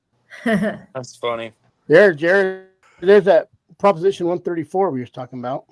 Yep. We're going to talk about that. That might be a good deal. That's a big bear. There's one of the bears, the first bear we treed. I would have shot it. Yucky. There you go. You know what? Sound like my It was only about 100 pounds. It looks good in the picture, but it was actually a smaller bear. Selfie. We always take selfies that's the bear my son got. Dog's treeing. There's Blake again. I made some squirrel dumplings. It was good. There's Stinker. That's Stinker squirrel hunting too. Yeah. You're lucky you can't hear her. She screeches. Like scream? Oh, it's a horrible screech. It's a horrible screech. Our dog named Little, she screams also. Yeah. Like she's part border collie, so look. Louisiana hunting will contest that it is not flat where I'm at. I just got really lucky. He had a good trip. Yeah. Oh, Blake shoots the really steep mountains over here in Idaho, so he's like, "Wow, that looks flat," but there's probably lots of mountains there too. Let me see if I can. There he is. We'll have him come on. He went bear hunting for a little bit in Arizona, and he had a day. Oh boy, he found out what. Yeah, where's he from? Louisiana. Bunch of flat swamps. Yeah. Alligators. Lots of. I'll get him on. He can tell a story. What's your country like over there, Blake? Yeah, it depends on where you go. Like we can go over to the Snake River, and it's steep and sagebrush. Do you guys hunt the wahi? No, over towards Hell's Canyon. Okay. And then if you come like just an hour out of like north of our house, I mean it's brushy. We've got a lot of chaparral and stuff, but in pine trees. But a lot of our stuff caught on fire this year. We had a giant fire, and I don't know how our bear hunting or our lion hunting is going to be this year. They closed a bunch of stuff down. Did they? Yeah, like all my lion hunting stuff is torched. There ain't nothing left of it. It's all gone. Shoot. I don't know how many of them got out of there. I know there was a lot of bears that got caught in the fire and died. So we might be hurting a little bit this for a few years till stuff grows back. And I don't know. Our bear, the Fish and Game are going to do a bear thing here in another couple months, and maybe they'll change our bear seasons around a little bit. And okay, it's going to be different for a few years. I know that. Jeremy. Yes, sir. There he is. Tell them about our flat land we got here. Y'all don't know about flat land. Even our flat land ain't flat land. I did find a rock that was kind of flat. That's about it. Jeremy got stuck with Casey Fair, and Casey took him on a hike. 8-hour hike. Uphill both ways. Though. Uphill both ways. No, I could have rolled back to the buggy. But I've done that before. I'd have been uglier than I already am, though. Jared, what do you think about that Proposition 134? It's not bad. I mean, think it work? If it keeps them out from what they're doing in Colorado, I'm all for it, because that's the only way they're going to win in Arizona is by the ballot. Arizona and is pretty strong hunting. It doesn't matter if you're blue or red. Yeah. You know, there's a lot of, not to get racist or anything, but a lot of Mexican guys down here that are pro Kamala, but man, do not get in the way of their deer hunting or shooting a lion. In Tucson? Yeah. What? Right? Let's see here. This amendment will change the state constitution to make it nearly impossible for voters to put ballot initiatives on the ballot. Arizona already has exceedingly strict signature requirements for citizen initiatives when compared to the rest of the country. This amendment will change the state constitution to make it nearly impossible for voters to put ballot initiatives on the ballot by establishing minimum signature requirements for each legislative district in the state. Due to these requirements, Prop 134 means that even initiative receives over 1 million signatures, a tiny area in the state could refuse to sign and thereby invalidate the 1 million other Arizona signatures. Even worse, Prop 134 does not make it any harder for politicians to put initiatives on the ballot. Someone said vote no on this. Huh? Someone voted no. I found this and they're like, vote no on 134, but they're no, that's just a then picture. You sent Oh, I sent you that. What is this? What is this? So if you scroll to the top and read the headline, that's a anonymous, where they don't want to be known. Colorado wildlife employees signing paperwork, 200 of them, to go against 127. Because remember, they had that gag order in Colorado where they weren't allowed to speak either way. Well, they came out with a paper and said, we don't want nothing to do with it. Yeah, everything's being managed correctly. Vote no on 127. 200. And Robbie Kroger came out and said something about the state. One of the commissions or for one of the counties was saying no, we don't back it. And that county was a suburb of Denver. Yeah, that's pretty good. So, yeah, I read that too. So there might be a chance they don't pass it. You know, I was I was on the fence, and you just never know. You don't, But I mean, I was talking to some guys. They only got the Wolves in Colorado by a couple thousand votes. It wasn't a large margin. So maybe, fingers crossed, the other 1,000 people will go the other way this time. Hall sent me something that said, number 2, constitutional amendment, Article 1, Section 28, right to fish and hunt. This is in Florida. proposing an amendment. Come on, open up. Proposing an amendment to the state constitution to preserve forever fishing and hunting, including by the use of traditional methods as a public right and preferred means of responsibly managing and controlling fish and wildlife. Specifies that the amendment does not limit the authority granted to the Fish and Wildlife Conservation Commission under Section 9, Article 5. Trying to make it a right to hunt state in Florida, huh? They need to do that in every state. They do. They absolutely do. Because what did Dingle Fritz from the HSUS say when they took lion hunting away in California? We're not stopping there, right? Yeah, he literally said we're going to win by the ballot box. Oh, and we're going to take everything away state by state. And he's quoted on it multiple times. He's like, we don't care about the biology. We don't care about anything. We're taking it away state by state through the ballot box. And he's done pretty good in California, Oregon, and Washington. Yep. Some brainwashed idiots. They are. I mean, they are, but I mean, it sucks. You get those. Well, it's hard when you have a concentration.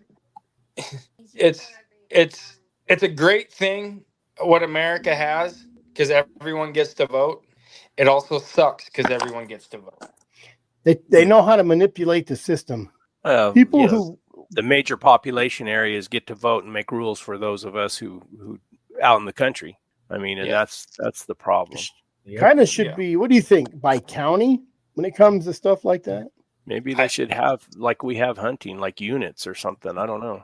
You know, you argue with these people about lions and bears and bobcats. None of those people you're arguing with has even seen a track or donated $1 to wildlife or habitat. Yeah. I donate over $1,000 a year through what I do. What they do is they watch, they see it on Instagram or Facebook, and that is it.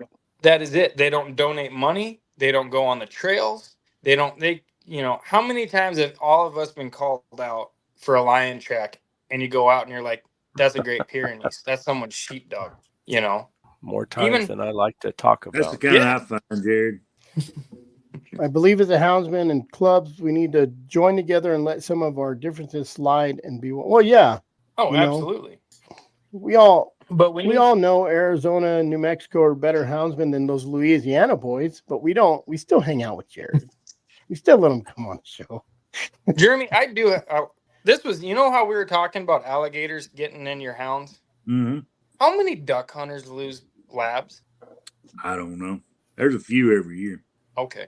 I was wondering that because I saw that Phil Robertson shot a gator out of one of his holes, and I was wondering how many. But back to what Chris was talking about, it's just you gotta just educate the uneducated. They're all like what Brett says. They're all brainwashed idiots. They are.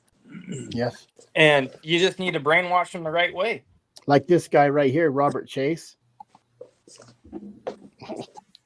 We all know snow is best for what? Yeah. You want to see me get mad? Make me walk in hip deep snow to a tree. I will be happy that the dogs are treed, but you won't be happy. You have to get there.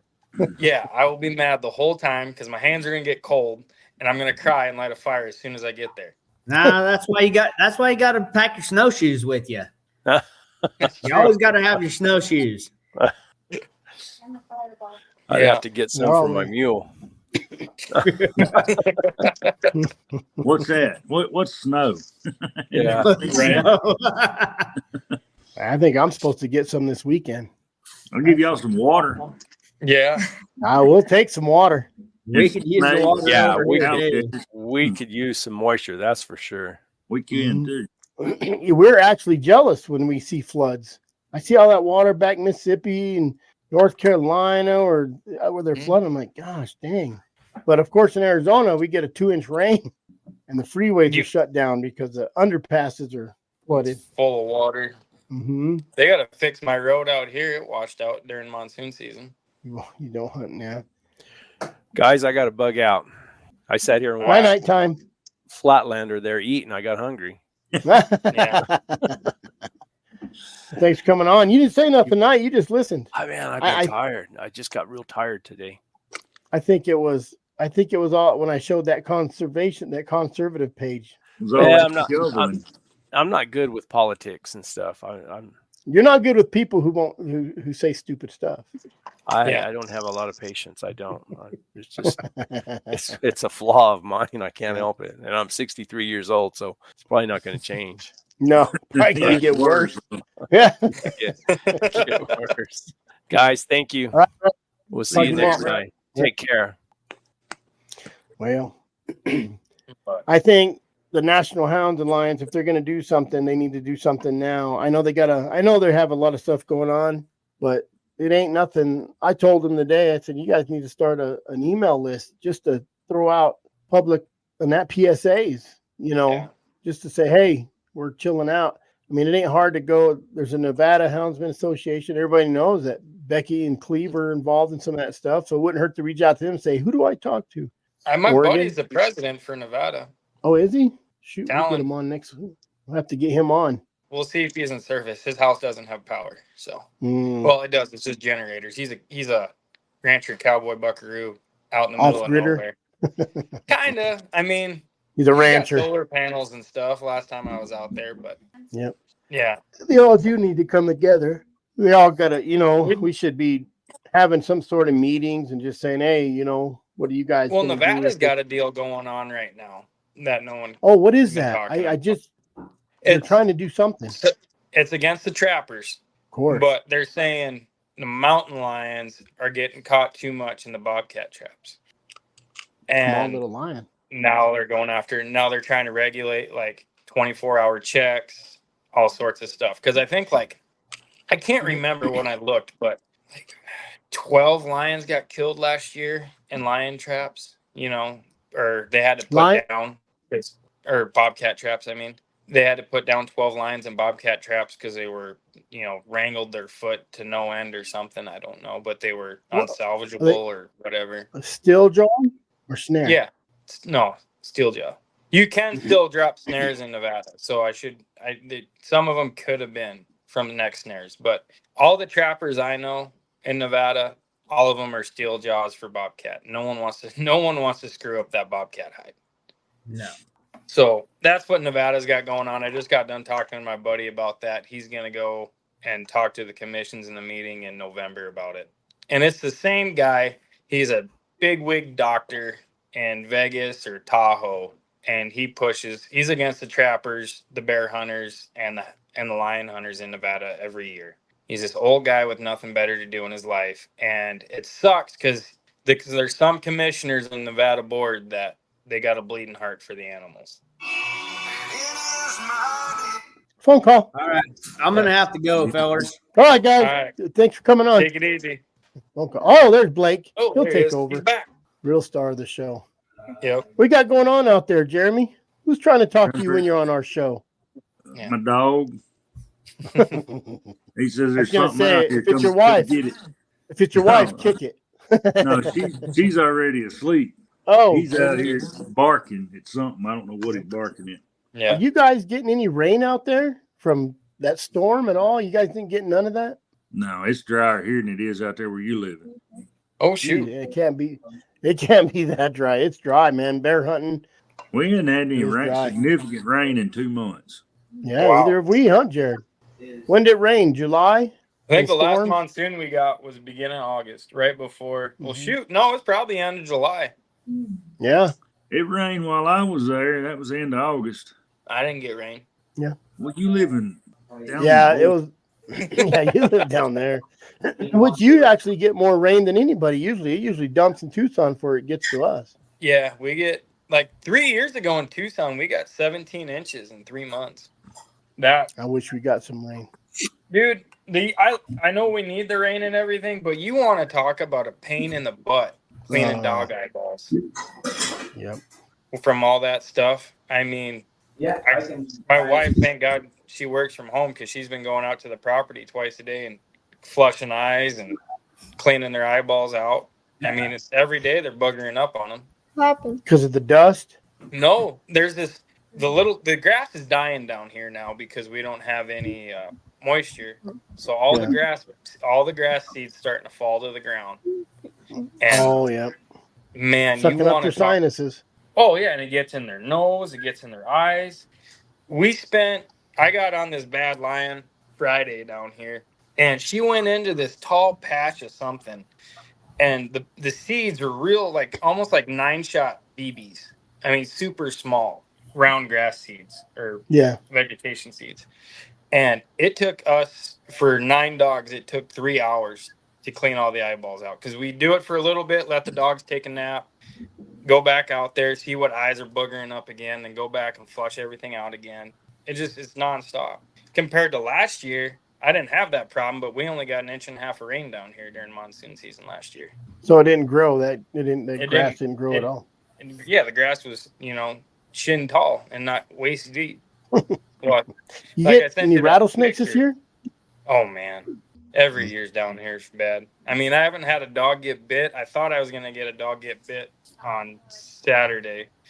It was 8:30 in the morning, so it was just the sun starting to hit the bottom of the canyons, and there's this rattlesnake coiled up in the wash, and this perfect little mine looking thing, landmine looking thing. And I watched one of my dogs walk right over the top of it, not notice it was there. That snake didn't do nothing either. He's like, I'm just gonna sit right here, let him walk over, didn't rattle. I made sure a rock kept him warm. Oh, that's nice of you. Fulfilled prophecy. Bashed him in the head. 9 more. You can only kill 9 more. That's right. Don't forget. Yep. So, well, I think it's. I don't think we're in an uphill battle when it comes to Arizona yet. I think Colorado. Man, I hope they turn out good. I'm hoping they do turn out good. I have a little more hope now listening to what's going on. The scary part about Colorado is there's a lot of money getting thrown around in Colorado right now by the antis. A lot of money. A lot of money. And as soon as Colorado goes away, all that money is going to get transferred to another state. That's what they're saying. And because they all spend money in every state, they poke around and see which one's going to take. And then as soon as they get one to take, that's when they send all that money to that state. Someone's calling for Nevada. Nevada, to be next. Nevada's I scared, think it's dude. New Mexico.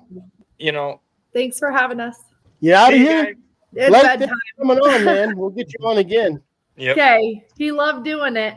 Thanks, Amanda. I appreciate it. Heck yeah. We'll talk to you soon. Y'all bear with me. Yep. But We go back to the refrigerator? Nope. I don't want to talk bad about Nevada. Their houndsmen do what they can. Yeah. But there's not a whole lot of money getting thrown around in Nevada. I mean, NBU, Nevada Bighorns Unlimited, does a lot for the lion hunters, and they don't get enough credit. NBU, Nevada Bighorns Unlimited, does a ridiculous amount for the lion hunters. Whatever a lion hunter needs, NBU will be there for them, because the lions just decimate the sheep herds. They got a lot of sheep in Nevada? Nevada has more tags in Nevada than the rest of the West combined for bighorn sheep. Good deal. So they want to keep them alive. Oh yeah, I mean that's a huge money profit. Do you know how many people put in for Nevada with that hope? Oh, I bet. I bet. But so is that your sugar mama over there? Yeah, she's home for a day or two. Oh goodness! Then back at it. Then back at it. Yeah. But Nevada, it's hopefully they don't hit Nevada next, is what I'm gonna say, because I don't think they're ready yet. Man, I hope. I would like for the National Hound Alliance to get going. I would like for them to get a hold of every association in the United States they can, because some states have 4, 5, 6, 10 of them. I don't know how many clubs. Get hold of the clubs, and even if.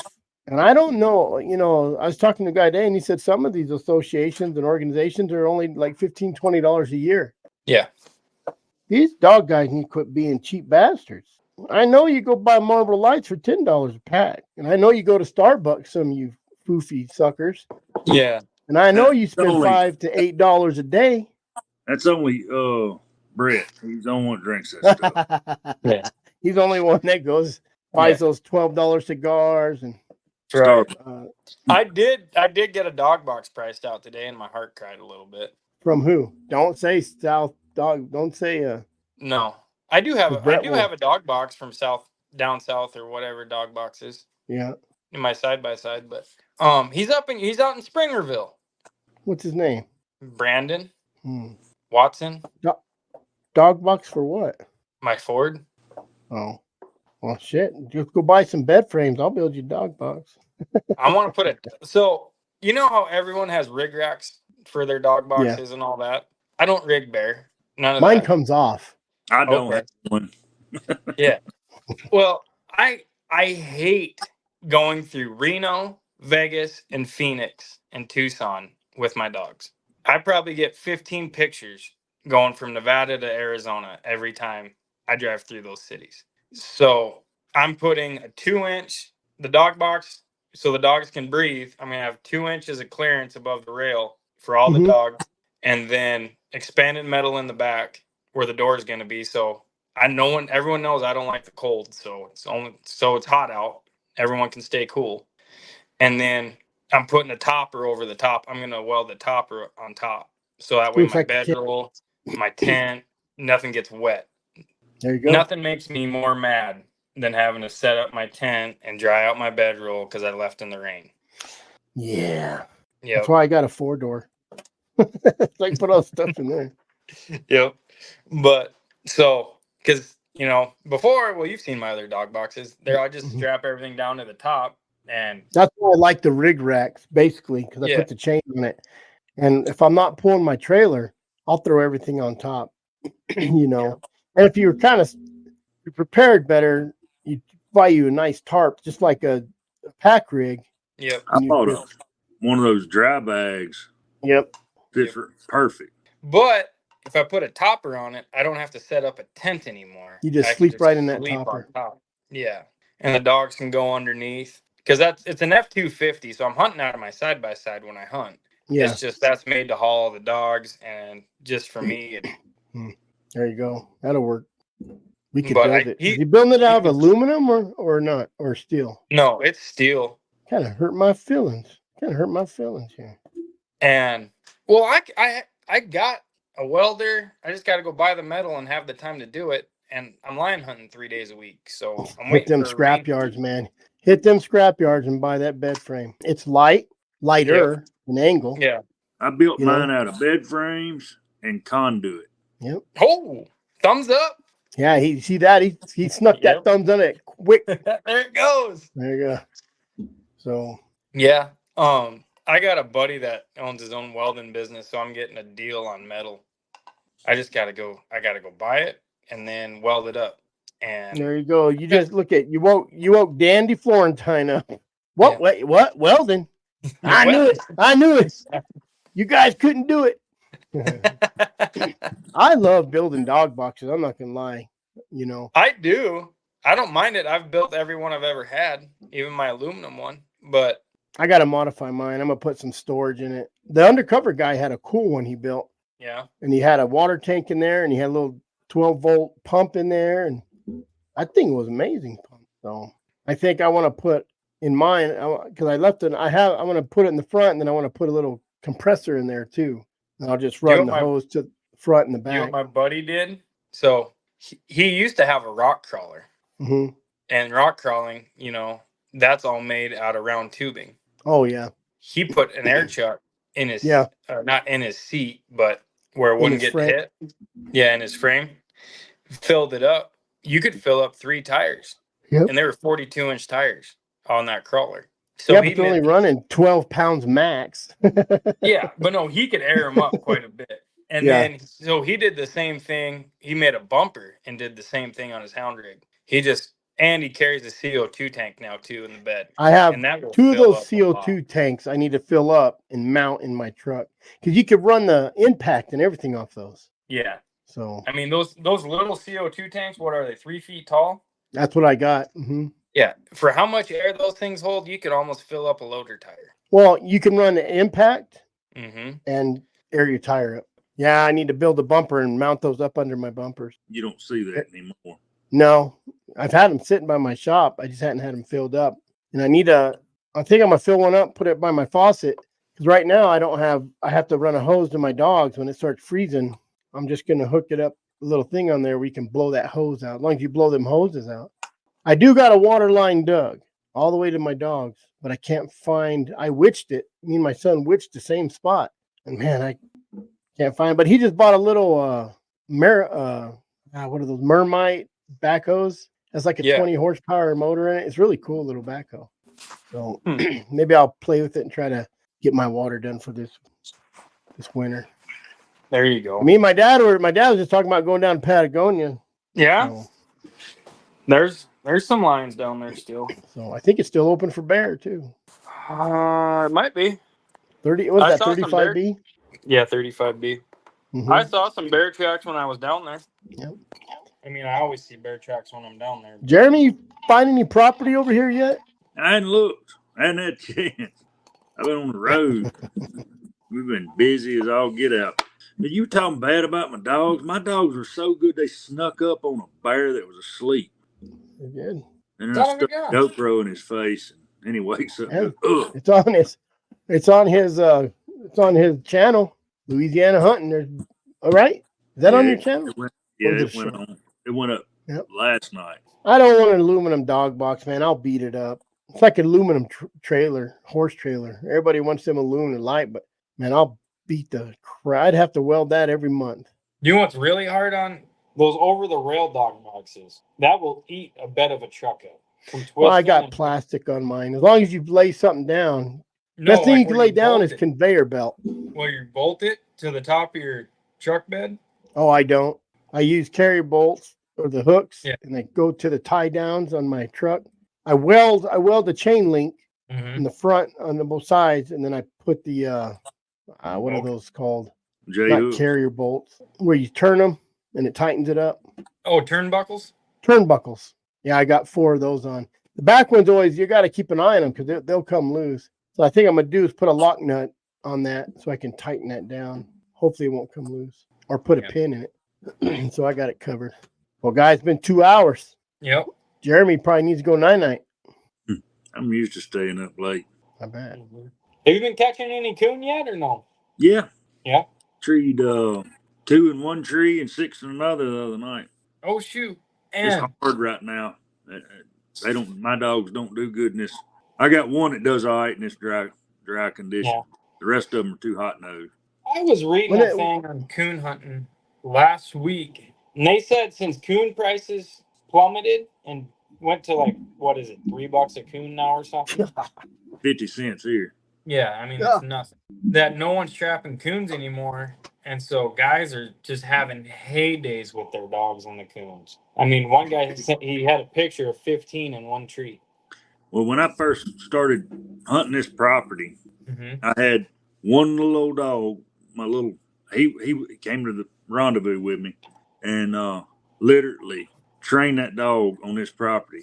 You go from one tree, it'd have 9 in it. Go to the next tree, it'd have 9 in it. I mean, man, you could shoot one out, let him chew on it, and go shoot one out and let him chew on it and still have. Yeah. I'd always wanted to go back east and just do a little coon hunt and take some puppies. Get some puppies under some game. It don't matter what it is. Once you get them under game, you can move it to another game, But just to get them the tree, I got really good tree dogs. My dogs usually tree really good, and it's getting them lined out on the trailing. And that's why I started pulling Dirty and leaving him on the box and letting Yucky go out, because Yucky, he's treed. Man, that second bear, or that first bear, we just treated bear. And I headed back to camp, unloaded 4 dogs. An undercover guy texted me and said, he tried to call me, just ring, and it went away, no service. I texted him and said, I'm at camp. And I got a text back, said, I'm running something on this, this road. Man, do you see it? It's tracked. You see what? Never answered. So I told my boy, I said, well, let's just go check on him. Yeah. And he was already coming back, and he's like, he goes, yeah, I'd let my dogs go on a bear. And I said, well, how do you know it's a bear? He goes, because he'll stand in there. The side of the hill. He has real young pups. They haven't been, we got them under two trees in an hour, so they'll learn. But what's crazy, I let Dirty out. Yeah. Right, he took me right where you seen him, and Dirty went up there and was like, I don't know. I was like, that's weird. It's only been under an hour, and Yucky. I like, let Yucky out. Nothing. Vodka. They just kind of worked it like maybe they smelt the dogs and him walking through. I don't know. But then Yucky went over and about 130 yards, opened up. I said, oh, wow. Maybe he found that track, I guess. And That's why we got to have that summer pursuit seasons. Keep dogs up. I think that's coming. So I mean, my first 5 weekends out, I wanted to pull my hair out. I'm talking with my 6-7-year-old dogs that have seen almost 100 lines. just let us pursue. Yeah. Just let us pursue. The first day they did perfect. We went, we didn't have any barks until they struck a lion. The next day, everyone was amped up because they trailed a lion the day before. First day or the second day, I went 300 yards trying to trying to get on that same line again. It was a coyote. I went from having nothing for the first hour of hiking to the next day, first coyote track they went over, they blew up and took off on. You know what's kind of crazy though about that is they're still getting on game. Yeah, they're still hunting. Now you just gotta turn them back where you need to go. Because those dogs at the end of the year last year in May, when they barked, it wasn't a question on what it was. It was a bobcat or a lion. Yeah. By December, February, they're pretty straight and narrow and solid. But man, August, September, I just want to cry. I'm just mad at everyone. I looked at one of my dogs and I was like, really? A coyote? A coyote. You've done how much with me? And she's a 7-year-old. I'm like, you've done how much with me? And you thought that was a good idea, because I'm only hunting 2 hours in the morning then in August because it's 106. That's like the first time I carried these dogs out after we got back from Arizona. Mm-hmm. My puppy, he got out in the field. They just cut this cornfield. And he's by himself. And he's running a track. And I saw 3 deer run out of the field right there where he was at. And I said, he's fixing to run those deer. I'm going to get to shock him. And I thought I heard my old dog locate. So I go down, and it wasn't her. It was him. He's out in the field baying something. And then my youngest Jip headed to him. And I guess he thought he was a little grittier than what he is. And he grabbed it. It was a big old boar coon. It was about 20 pounds. It chewed him from one end to the other. Oh, shoot. But he had some help by that point in time. But he's a 70-pound puppy. Yeah. And I'm telling you, he was out there screaming. Hey, props to you for not shocking that dog off that coon, though. Oh, I didn't shock him. I know, but you thought, you could have thought they were deer. Yeah, well, I knew where the deer were at. And if he'd have went across the ditch, he'd have probably got it. Because I almost screwed up Sunday. So I parked the truck, and I got beat by a female on Saturday. She ran us in the heat, and my dogs didn't catch her before it got too hot. So she whooped us. We had her jumped, but the heat took over and she won. And so I went back in there the next day, and I didn't find her for 2 hours. But the dogs did find 15 chulas, those monkeys, on Monday. Wow. And once you're in a canyon with a bunch of monkeys, it's a pain in the butt to get them out of there, So we get about 600-700 yards past some monkeys, and we're almost back to the truck. We're 400 or 500 yards away from the truck at this point. And there's a canyon coming in this way and another canyon coming across this way. And the dogs blow up and they take off. And I'm about ready to shock the dogs because I'm thinking there's more monkeys in here. And the guy that was with me said, hey, hold up. Because I was mad. I've been over it. I fought monkeys for a half hour, 45 minutes. I was getting ready to just light everyone up. He's like, hold up, stop. He's an older guy. And he's yelling at me to stop. And he's like, I think I got a track here. Sure as shit, it was that female track going up. And I almost lit everyone up. Yeah, I would have lit everyone up.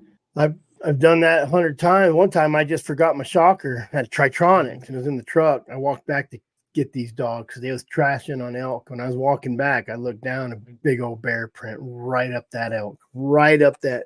Yep. Could have ruined a dog. I sit and watch that Garmin and just let them make a big pass. Just watch the pattern that they make. I can generally tell what it is, but most of the time he'll outrun whatever he's running. So yeah, or he's going to keep on, and that's when you know it's something fast. But that's the hard part about these monkeys down here is they love the rock ledges just like the lions do. So you're all like, oh man, we're gonna come around the corner. Dogs are treated where you come around the corner and see a big old thumper Tom come around the corner and there's 4 monkeys looking at your dog on a rock bench. See a big old thumper monkey. Yeah. See a big old freaking chula sitting there popping his jaws at your dogs. Yep. They're pain. If there's one thing that can leave with the mosquitoes, it's them. Are the mosquitoes bad there? They were during monsoon season. Well, they get those little spots where you got the water and they kill you because they all congregate at the first puddle they can find. My dogs got into some bees. Oof. On Friday. Ground bees? The meat bees? I don't know. I took off running. I'm allergic. I've been stung 4 times and it's never fun each time. But you got an EpiPen? No, I don't get that bad where I can't breathe or nothing. Oh. But You my just swell hand up. will turn into a basketball. I swell up pretty bad too. And voice changes. freaking he gets real high pitched. yeah. She makes fun of me because the first time I got stung by a bee, I was on the mountain. I got stung by a bee. I've never been stung before that I could remember. And we got in this nasty beehive, and these bees lit the dogs up. Like the dogs thought I was shocking them. So my dogs take off back to camp. Like they're sprinting back to camp. And 3 dogs show up at camp, and I'm not at camp. And my wife texts me on their inReach, "Are you fine? I got so-and-so back at camp." And I was like, "We just got our asses kicked by bees. Are you allergic?" I was like, "I don't know. I got to call my mom." And I called my mom, and I was like, "Mom, am I allergic to bees?" And she's like, "I don't know. You've never been stung before." Well, I was allergic to bees, and the side of my face swelled up like a watermelon. I got stung in the eyelid. He was fine. I gave him 2 Benadryl and a beer. That's right. The beer. That's all he needed was the beer. Put the beer over my eye. I mean, look, a lot of these people don't know what a Cuda Monday is back east. Did you run into any, Jared? Or Jeremy? No. When you was hunting with? No. Oh, come on, let me see. There. For those of you, someone asked All we me had ran big into teeth. was rattlesnake. Bury them with a rock. How big do y'all's get, Jared? Not very big. I mean, 3-4 foot. You know, they don't get giant down here. They don't look like that one. That a Cuda Monday. No. A Kawadi Monday. Yeah. That's what they look like. Little And they'll bastards. get packs into 15, 20, and they will wreck a pack of dogs. There's a good picture one. Hey, well, here's a good picture one when you come around a corner somewhere in a rock pile and you see that big old tail sticking out right there. You get excited. You get excited. Or you see them running through those. There you go. What do they like to do? They like to get them dogs' throats too. Yeah, they'll latch onto so what they'll do is they'll latch onto a dog wherever they can get a hold of them. Well, you know, you hunt lions with a pack of dogs. Well, another dog's going to come from the back and grab that bugger by his butt and pull him off, and that thing won't let go of a dog's face, and he will rip. Look how gentle they are, Jared. They are not gentle. They are not gentle. Look at that. That's what they look like when you come around a tree too. Yeah. Golly, dude. They can get into some big packs.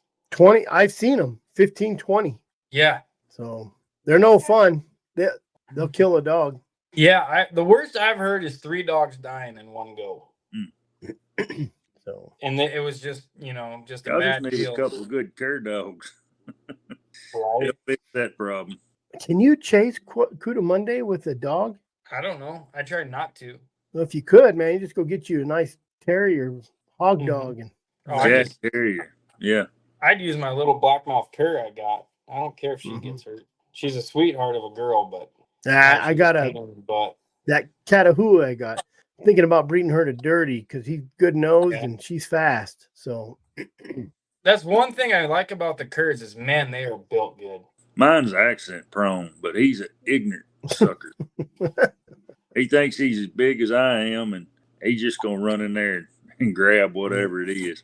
Yeah. He actually treed those 6 in that one tree. My puppy wouldn't back him. Really? The question is, are you supposed to? That's right. Well, most time when you're back there in those countries, there's not many game wardens that are. So yeah. Anyway, well, guys, I think I'm gonna go in and pretend I'm a dad and a husband. There you go. We're All gonna my have to kids hear be in some fire bed. So. stories from your twin boys. Yep. Yeah, I was gonna put them on, but I had a lot of people on, So I think next Wednesday I'll set them up their own little studio in their room and they can come on. They actually got their own, the Watson Boys YouTube. So we'll have them tell them stories. Yeah. Maybe we'll do it Monday, interview stories and tells. I'll bring them on Monday on Brett's show. There you go. So, but Jeremy, thanks for jumping on. Yeah. Tell us that Arizona's not flat. Yeah, in case you don't quit, I'm going to end up being back in Arizona. You sending you stuff? Man, I said, you just teasing me. Here I'm having to work for a living. You're out here teasing me. Oh, man. I was out there for 2 weeks straight. So anyway, Jared, thanks for coming on. Yeah. Thanks for having me. Plethora of knowledge. So I don't know if it's knowledge. We'll do it again next week. Don't forget mountain lion sightings. Talk to them. Mountain lion sightings. If you guys go to Facebook, all you dog guys, be polite and just share stuff. Yeah. Share the CRWM stuff. Share the Lionheart stuff. Just because I shared it doesn't mean someone's going to see it. Maybe I'll just share it every day. I've been sharing it on both of my Facebook pages, Instagram. Yep. Just keep sharing it. My brother's wife there talking crap about a rocket dog. I think it's a healer. Kick that dog every time I see it just for fun. All right, guys. All right. We'll see you. See ya. Later. Bye.